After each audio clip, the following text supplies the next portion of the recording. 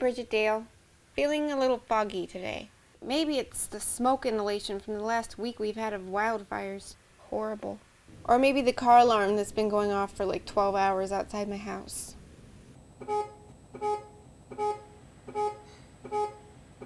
Thanksgiving is next week, which will be the first major holiday ever that I haven't been with my family. I just couldn't swing the trip home. Spending a holiday away from family and friends makes a person feel very independent/lonely.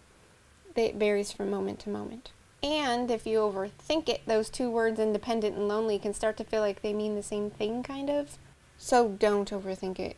Which I know is something that most people have to deal with at some point in their life. I'm told it's one of those growing up experiences. Lame. I think that level of growing up is totally unnecessary. If you're at a big enough Thanksgiving get-together, they'll have a kids' table.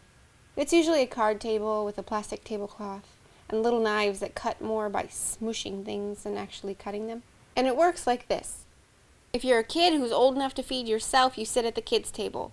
Until one day you're old enough and you get asked to sit at the adult table. In my family, high school graduation was the big event that got you to the adult table. They have real wine and real knives there. It's a big deal. But eventually there starts to be too many adult people at the adult table. And then someone has to sit on that chair that usually no one's ever allowed to sit on because it's kind of broken, but Grandma says you're okay because you're light. But no, you're not light enough.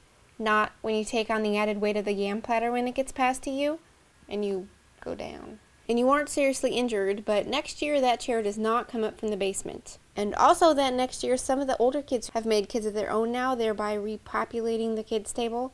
So, because you don't actually have a kid, it makes you seem kind of kid-like and you're quietly demoted back to the kid table, where inevitably some observant child tells you you're really big, and you say thanks. And the kids don't talk about the economy at dinner, or your future. And the kids don't even notice when you put an inappropriate amount of jam on your bread. Then you take some more jam and you don't even take another piece of bread. You just eat a blob of jam, because it's really good. The kids do notice that, but they seem to respect you for it. So then you don't say anything when one of them silently slides a yam off the table in order to qualify for dessert. See you next time.